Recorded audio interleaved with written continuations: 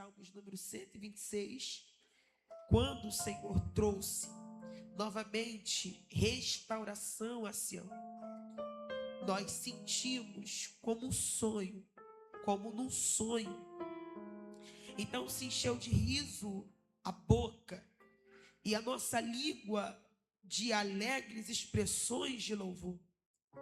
Até nas outras nações se comentava: o Eterno fez maravilhas por esse povo. Sim, realizações grandiosas fez o Senhor por nós. Por esse motivo estamos alegres. Sim, realizações grandiosas fez o Senhor por nós. E por esse motivo estamos alegres. Senhor, nós queremos te glorificar, nós queremos te exaltar, Senhor. A tua palavra foi lida e aqui nós estamos servindo ao Senhor nessa noite. Senhor, o Senhor preparou, Deus, o dia de hoje. Quantos, Senhor, saíram e não voltaram, Senhor? Quantos, ó Pai, saíram para resolver um problema, Senhor, e se encontram perdidos, sem saída, Senhor. Senhor, quantos agora estão na mão do adversário, mas nós estamos, ó Pai, diante da tua presença. Deus, como na oração feita pelo rei Josafá, Senhor, os nossos olhos estão postos em ti, ó Deus. Senhor, uns confiam em carro, outros confiam em cavalo, mas esta igreja, Senhor, este povo, nós, povo teu, Senhor, confiamos.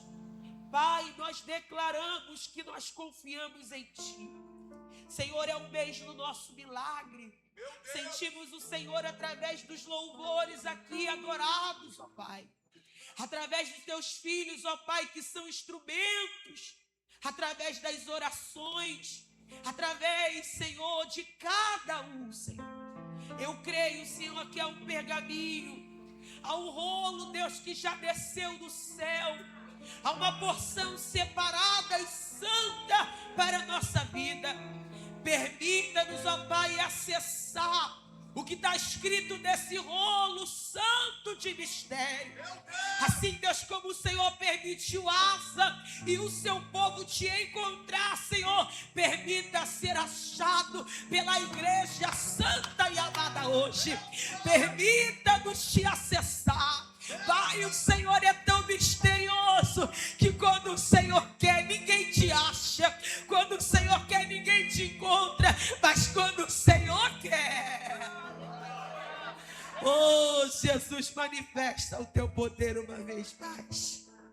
Nós oramos crendo em nome de Jesus, amém.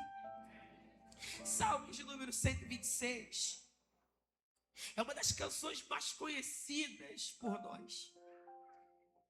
Quando nós paramos para ler, a gente percebe a satisfação em cada palavra escrita no Salmo de número 126. Embora o contexto deles seja a restauração, voltando para a sua terra, voltando para o começo, ou o recomeço, há uma alegria nítida no texto. A alegria por tudo que Deus fez por eles, por tudo que o Senhor permitiu que eles vivessem diante da sua presença. O cântico, essa canção, essa adoração, ela é marcada tanto pela notícia que as nações vizinhas comentam, dizendo: grandes coisas fez o Senhor a estes. Mas eles também, de uma forma muito prazerosa e única, eles declaram: grandes coisas fez o Senhor por nós. Quando as nações vizinhas comentam, É muito bom. Já que a notícia que um dia foi de que eles haviam sido levados cativos, a notícia agora é que Deus trouxe para eles um tempo novo, um tempo de libertação, um tempo de restauração, um tempo em que o Senhor está permitindo eles recomeçarem. Só que eles declaram. Então a nossa boca se encheu de riso. E eles estavam como os que sonham, declarando grandes coisas. Sabemos que o nosso Deus é um Deus que faz muitas coisas. Ele é um Deus que faz coisas pequenas. Mas Ele também, de uma forma exageradamente, quando quer, Ele capricha em alguns milagres. Quando quer, é Ele quem capricha. É Ele quem faz grandes coisas. Eles reconhecem esse poder supremo, magnífico, que só Deus tem, de fazer grandes coisas. Assim como os primeiros versos do livro dos Gênesis, muitos salmistas, eles vão falar dos feitos de Deus. Eles vão declarar o que o Senhor fez. Eles vão afirmar os grandes feitos únicos pertencentes somente ao Senhor. Como, por exemplo, Gênesis, ou melhor, Salmos de número 121, o versículo de número 2.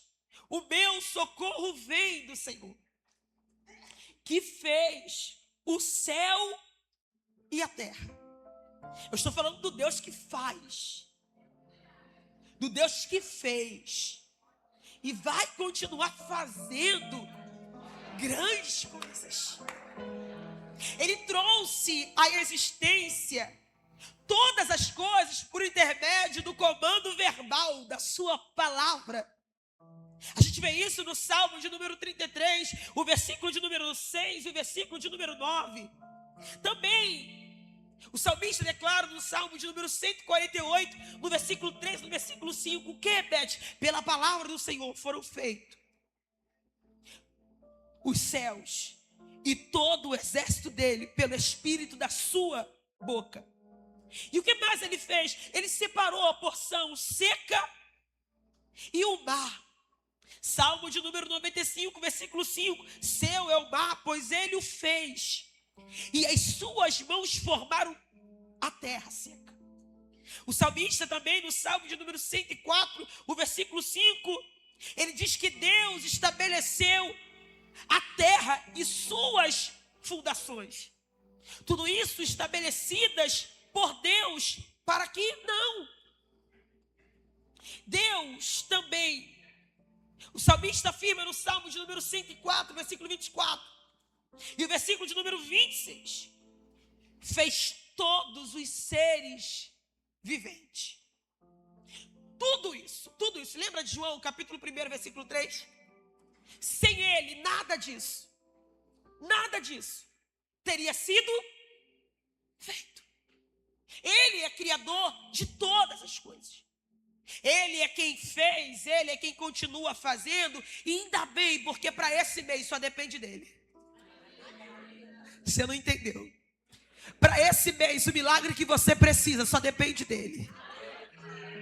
O Deus que fez e continuar fazendo por nós infinitamente muito mais. Para aí não. O Salmo de número 8, versículo 4, versículo 8, ele diz que Deus colocou o homem e a mulher como regente de todos os animais da terra. Essa questão de colocar cada um no seu devido lugar, quem faz essa questão é Deus. Quando o Senhor nos fez, Ele nos colocou regente. E não só isso, Deus também é criador do seu povo. Eu vou falar da nação de Israel, do povo de Israel. Os salmos, eles enaltecem essa escolha poderosa de Deus quando Deus decide criar o seu povo. Quando Deus decide fazer o seu povo. Olha o Salmo de número 95. O versículo 6 e o versículo 7. Ó, vinde e adoremos, prostremos-nos, ajoelhemos diante do Senhor que nos criou. Então nada que eu e você, nada, absolutamente nada, que nós enfrentamos é assustador aos olhos de Deus. Nada, nada, nada, nada. Porque Deus, Ele nos criou. Só que existe um propósito para essa criação. Porque Ele é o nosso Deus. E nós, povo do seu pasto. E ovelhas da sua mão. Se eu não pregasse Salmo de número 126, certamente eu falaria da mulher cananeia. Você lembra dela? Uma mulher grega, que a filha está endemoniada dentro de casa. Ela não tem experiência alguma com Jesus. Pelo contrário, não tinha convívio nem a proximidade. Mas quando a filha, atormentada por demônios, está possessa dentro de casa, o que é que ela faz? Ela não conhece Jesus. Ela nunca se assentou em uma mesa para conversar e nem adorar Jesus de perto. Quando você lê o Evangelho de Mateus, no capítulo 15, a história dela, parece que ali ela sabe mais sobre Jesus do que os próprios discípulos. Porque ela vai até ele rogando: Jesus, filho de Davi, tem misericórdia de mim. Os discípulos, quando ouvem, o que é que eles fazem? Eles falam a seguinte coisa: Jesus, manda essa mulher embora, porque ela vem gritando, despede-a. A resposta de Jesus para ela é silêncio, mas para eles é essa: eu não fui enviado senão as ovelhas perdidas da casa do meu pai. Olha o que o salmista está dizendo: porque ele é o nosso Deus, e nós, povo do seu pasto, e ovelhas da sua mão. Porque é que ela, sendo uma mulher gentil, que não tinha convívio algum com a pessoa de Jesus, ela vai até ele. Parece aqui que é instintivo, é involuntário. Ela se atrai a ele. Quem ele é? Ovelha, ou melhor, pastor das ovelhas. Só que ele declara: eu não fui enviado senão as ovelhas perdidas da casa do meu pai. Olha o que o salmista está dizendo: nós somos povo do seu pasto e ovelhas da sua mão. A intenção de Deus é que esse problema te atraia a ele. A intenção de Deus é que essa porta fechada te atraia a ele. A intenção de Deus é que essa enfermidade te atraia a ele. Beth, mas eu só vou correr porque a porta fechou. E se ela só se fechou para você voltar para o lugar de onde você nunca deveria ter saído? Os discípulos, quando vê essa mulher se aproximando, gritando, eles não entendem. Mas Jesus revela para eles o seu maior propósito: eu estou aqui para isso. Qual é o teu problema? Eu vim resolvê-lo. Você perdeu a oportunidade de dar um glória fervoroso. O salmista, ele está declarando: nós somos a criação dele, povo do seu pasto e ovelhas da sua mão. Aí o mundo não entende, porque é que mesmo chorando, a gente se derrama aos pés de Jesus. Porque essa é a nossa origem. Essa é a nossa realidade. Essa é a nossa maior verdade. A nossa maior verdade é a essência que nós temos de um verdadeiro adorador, ou de um adorador que adora a Deus. Se esse problema não te atrai a Deus, tem alguma coisa errada. Se essa dificuldade não te atrai a Deus, tem alguma coisa errada. Você não pode ter dificuldade de se conectar ao teu Deus, porque você é ovelha do pasto dele. Quando Deus cria Israel, Ele cria Israel por um propósito. Ele não cria a sua nação amada, o seu povo escolhido, o bichinho de Jacó, a menina dos seus olhos, por um acidente, movido pelo de repente, não. Há um propósito nisso. Nós não estamos aqui por um acidente. Nós estamos aqui por um propósito. Meu Deus. Você não está sentado onde você está por um acidente. Há um propósito.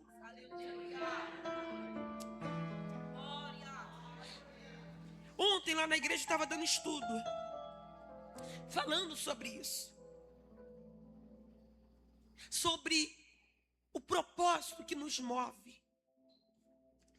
E nós precisamos ser conhecedor desse propósito. Nós precisamos ser lembrados todos os dias. Esse propósito. Que propósito é esse? É aquele propósito que te faz não parar. E aí, eu falei sobre Samuel. Você lembra de Samuel?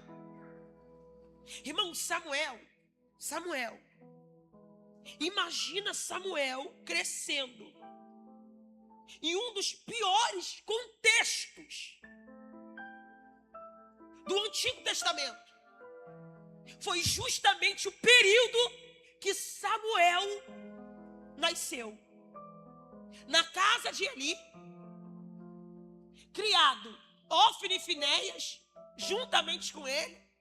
Você sabe que os nossos temperamentos, dificilmente eles são mudados. Eles são amarrados, neutralizados. Está aí. Esse temperamento estranho, explosivo, né? Aquelas coisas. Agora, os apegos da vida, esses são deixados. Então você imagina toda a personalidade do Samuel se formando. Só que a Bíblia diz que todos os anos, quem é que estava ali? A sua mãe. A sua mãe não só ia cultuar em Siló, ela também levava uma veste nova para Samuel, porque ele ia crescendo. Eu vou sintetizar, eu vou desenhar para você entender, para nós compreendermos. É mais ou menos o Senhor dizendo para ele: Samuel, ainda que o cenário contribua para que você esqueça pelo propósito pelo qual você nasceu, eu te cerco de pessoas que em todo tempo vai te lembrar por que você está aí. Isso. Você precisa estar cercada de pessoas que fazem questão de em todo tempo lembrar que tu só está vivo por causa de um propósito. Você só existe por causa de um propósito. E o propósito que nos move não é fama. O propósito que nos move não é ficar famoso por aí. Esse não é o propósito. Há um propósito para a fama, há um propósito para o sucesso, há um propósito para a conquista.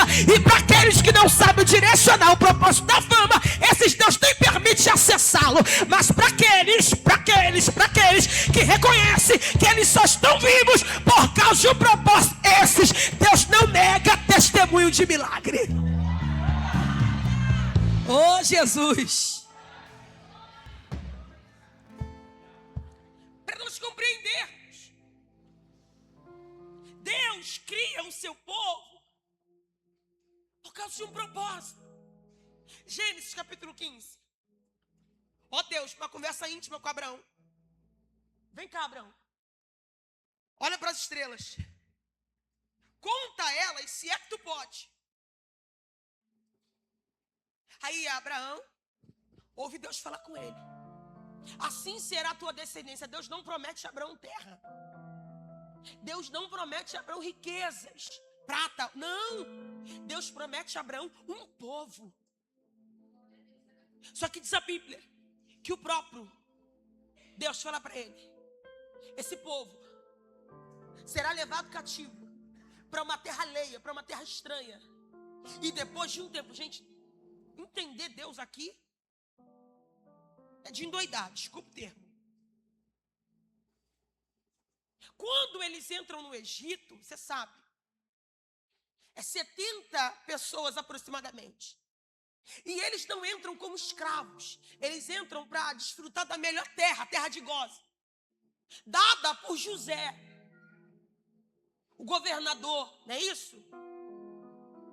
Eles entram beneficiados, cheios de privilégio. José foi um homem tão extraordinário, à luz da Bíblia, depois você lê, que ele tornou os próprios egípcios escravos.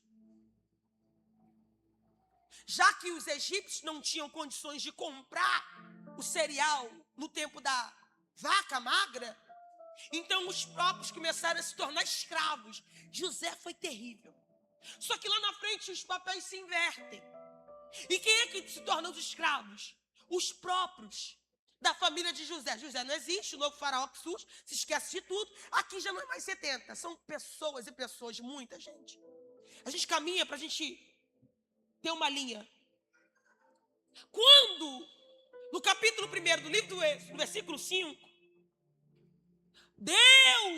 Deus começa com todo aquele desenvolvimento, crescimento para arrancá-los do Egito, segundo Gênesis, ou melhor, Êxodo, capítulo 13, capítulo 12, versículo 37. Quando eles saem do Egito, eles são mais de 600 mil homens de pé. Há alguns versículos que falam aproximadamente 2 milhões de pessoas. 2 milhões de pessoas. Só que diz a Bíblia que a primeira servidão, eu estou falando do Deus que faz, do Deus que fez e o Deus que vai continuar fazendo. A primeira servidão que eles passam, essa aqui, dentro do Egito, está servindo para Deus dar a eles crescimento. Não. Quando Deus prepara o tempo do crescimento, irmã, não tem oração, não tem campanha, não tem jejum, nada vai mudar o que Deus separou para você, porque Deus sabe que é dentro disso que você vai desenvolver a tua melhor versão. Eles se multiplicam, eles crescem. Há uma segunda servidão, dentre algumas que eles passam. Isso está lá em 2 Reis, capítulo 17. Quando o rei da Síria, Salmanasé, leva alguns. E o motivo dessa segunda servidão, já que a primeira é para Deus dar crescimento a eles, multiplicar eles. Ainda aqui, no Egito, eles não têm um nome, eles não têm uma língua própria, eles não têm uma cultura, eles não têm uma terra. E Deus, mesmo assim, já está dando crescimento.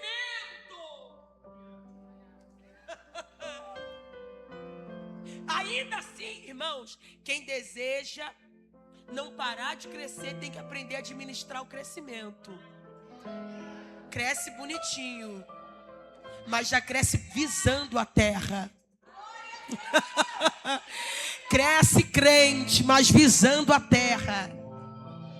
A segunda servidão tem a origem de alguns pecados que também não é do povo, mas são dos reis.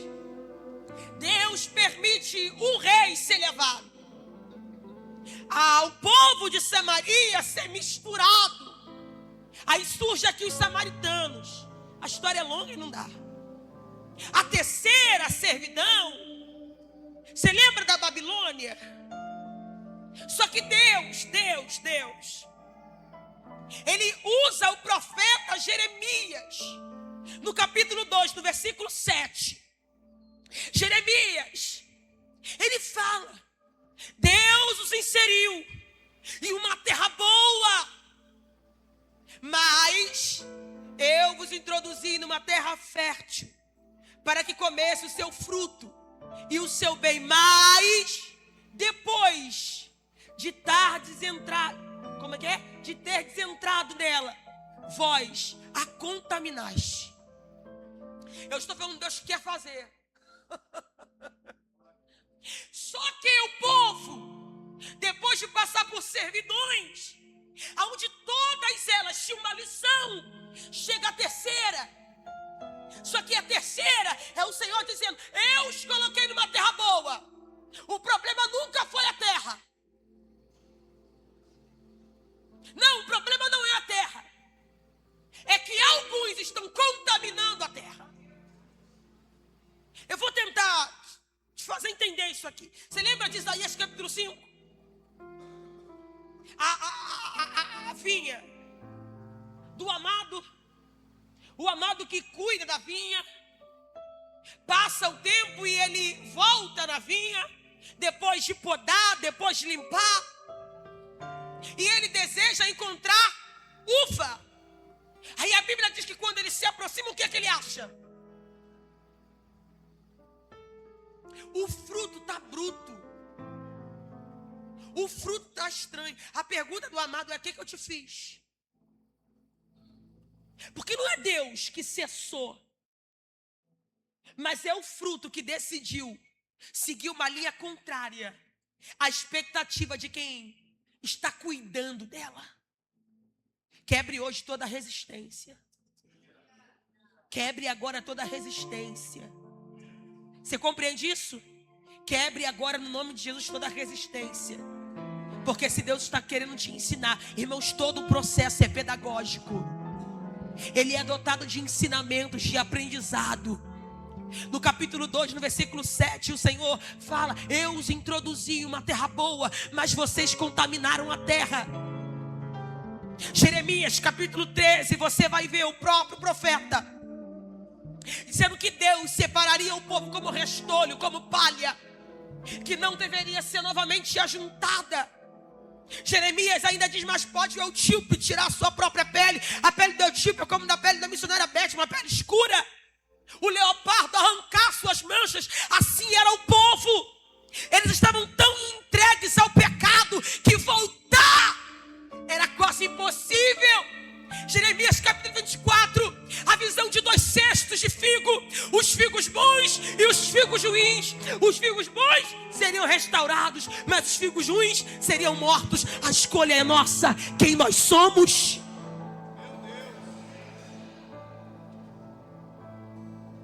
Deus levanta o profeta Jeremias. Jeremias aqui anuncia o tempo da servidão. Jeremias é quem revela os propósitos de Deus. Tudo que Deus quer, e a gente caminha para finalizar, é que esse povo volte. Eles são levados para a Babilônia. Só que a Babilônia não é como a terra deles, porque a liberdade que eles tinham para adorar a Deus na terra deles, eles não têm mais na Babilônia. Você lembra do Salmo 137, se não me falha a memória, junto aos dias de Babilônia? O que foi que eles fizeram? Se assentaram e choraram. Posso falar? Posso falar? Posso mesmo? Seja sensível à voz de Deus. Não brinque com o Espírito Santo, para que Deus não te entregue na mão do teu adversário. Irmãos, nós estamos vivendo um tempo onde as pessoas estão entregues à mão do adversário.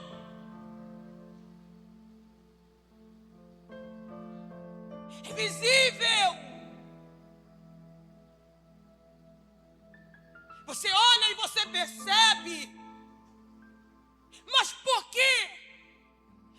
mas não querem submeter o que Deus quer.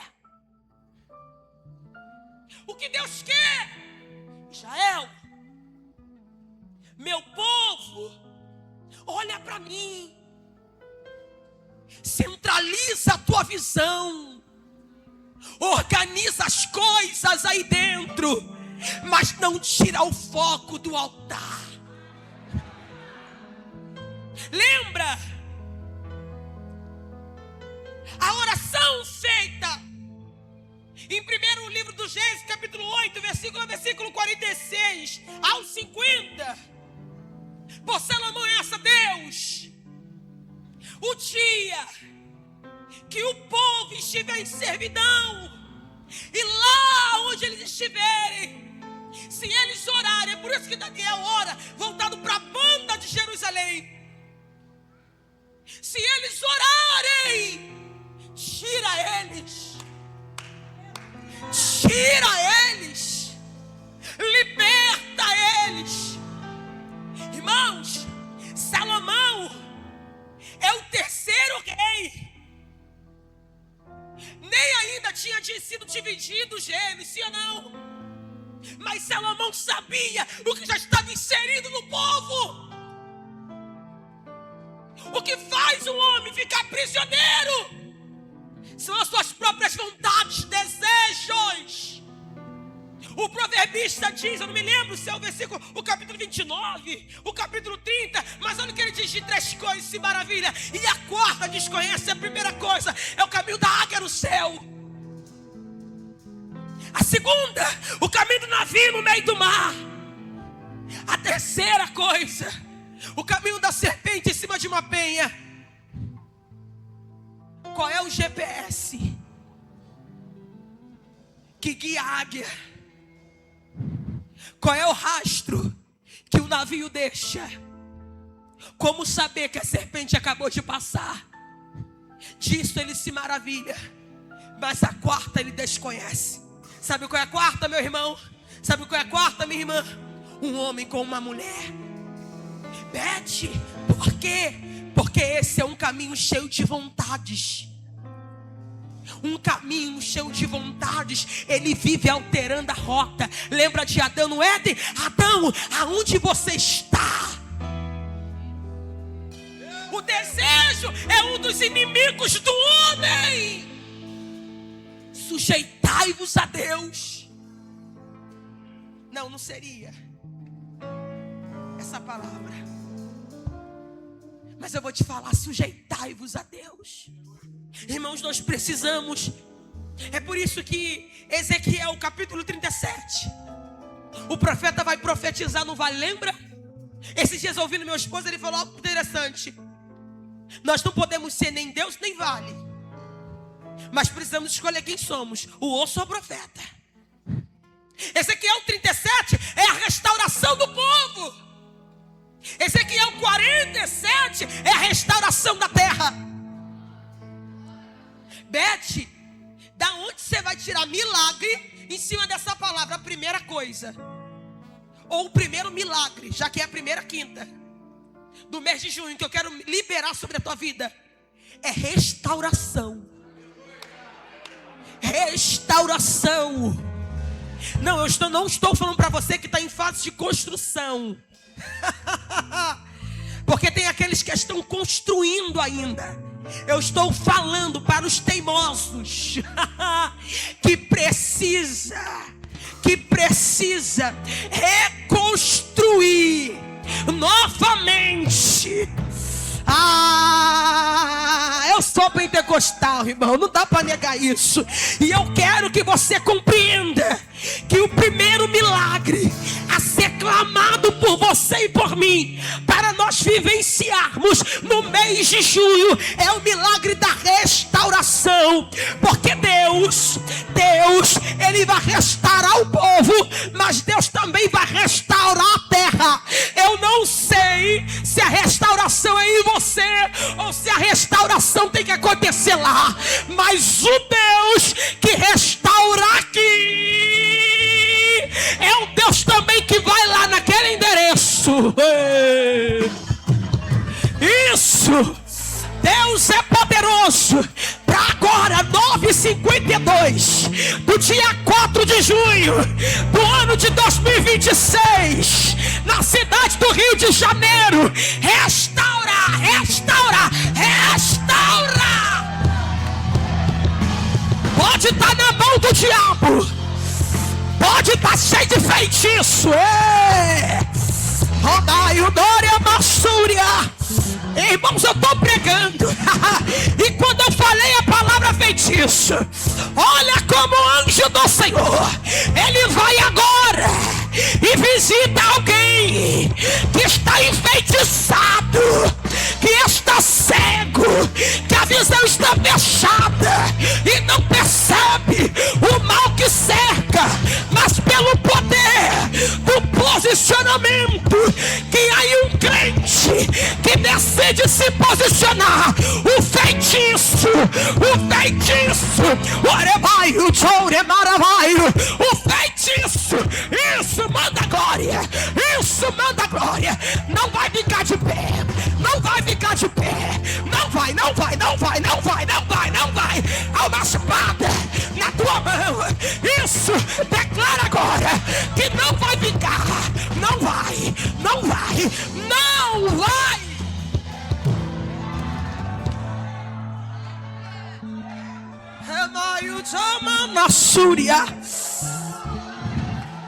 O que o Senhor está fazendo é claro. O que o Senhor está fazendo é nítido. Deus está trabalhando, o Senhor está operando. Não, Deus, ainda não entendi. Tem certeza, minha irmã? Tem certeza, meu irmão? É noite de Deus restaurar você, mas também restaurar a tua casa.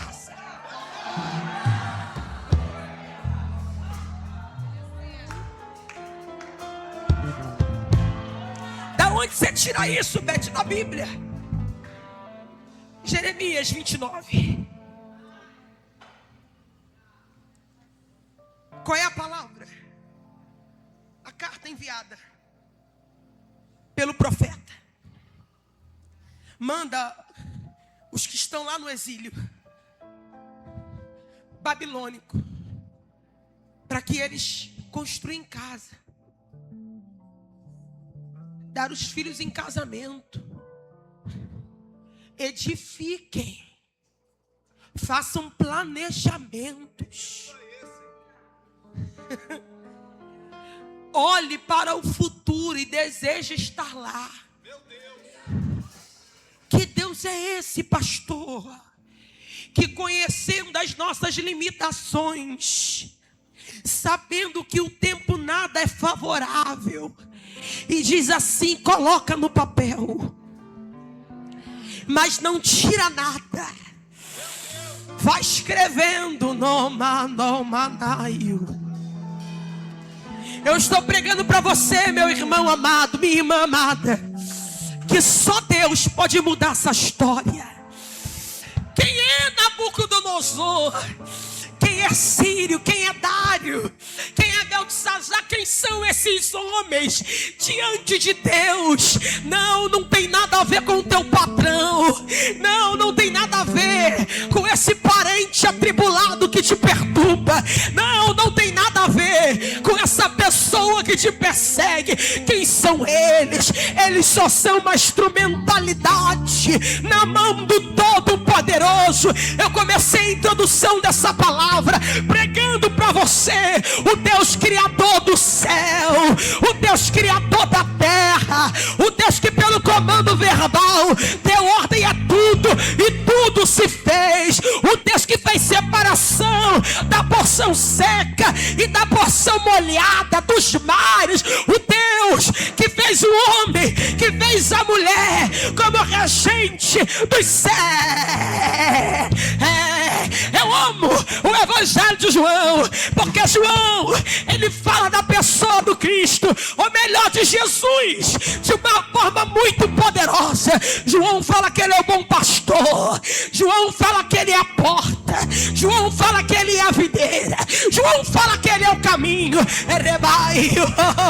Quem é o adversário diante do poderio supremo do nosso Deus? Eu vou te convidar por dar 10 segundos a você adorar a Deus. Só santo, santo, santo, santo, santo, santo, santo, santo, santo, santo, santo, santo, santo, santo, santo, santo. Tire o foco, tire do adversário. A intenção de Deus não são os demônios conhecer o seu poder, mas é fazer nós, povo seu, conhecedores.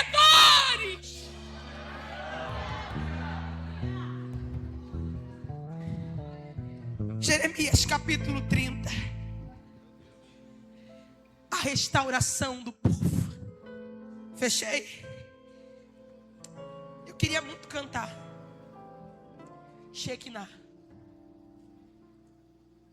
Eu vou pedir ajuda aos músicos, porque enquanto os servos de Deus adoravam Shekinah,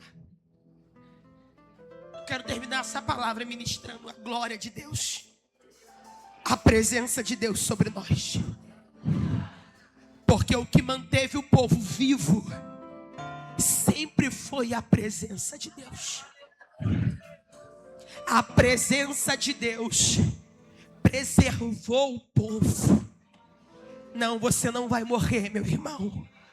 Você não vai terminar em cima de uma cama acamado. Tu não vai terminar louco. Teu corpo não vai adoecer, não vai enfermar, não vai. Você lembra de Paulo escrevendo aos Filipenses? Lembra no capítulo 4? Paulo cita um homem chamado Epafrodito. Epafrodito adoeceu, irmãos.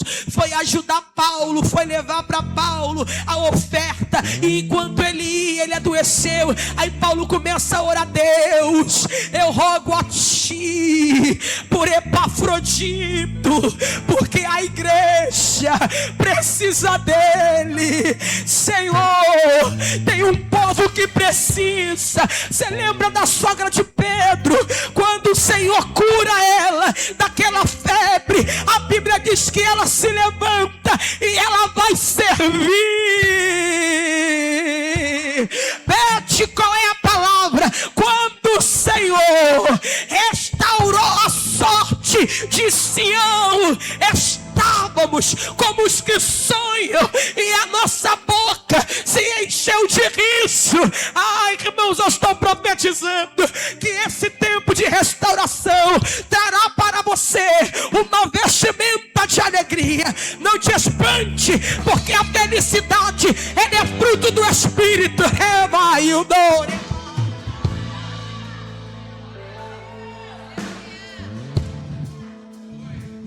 Então nos encheu de riso a nossa boca.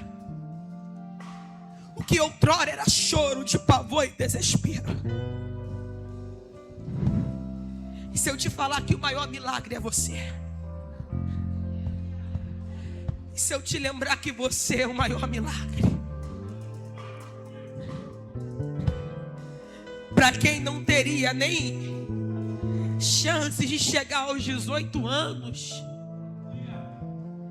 para quem não passaria dos 30, para quem não ia construir família, até que tu está muito bem, meu irmão, até que tu está muito bem, minha irmã.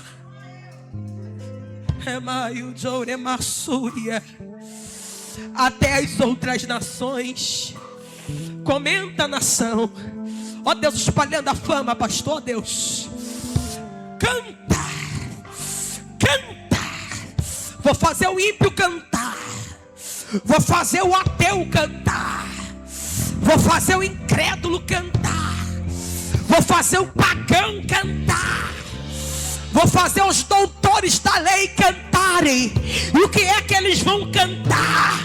É Deus na vida daquele povo que tem feito grandes coisas por eles. Meu Deus, meu Deus, meu Deus. Fica firme, homem. Fica firme, mulher. Porque a fama vai mudar por esses dias. E a fama é: viu quem Deus levantou? Viu quem Deus restaurou? Viu o casamento? Vai ter renovação de voto. Ó, minha irmã, se prepare. prepara, porque aquelas bodas vai ser o segundo casamento, mas será renova Emaio, nova da Súria. Se prepara, porque o culto de ação de graça vai ser uma festa ilustre. Oh meu Deus, oh meu Deus, oh meu Deus. Beth, que festa é essa? A festa da restauração.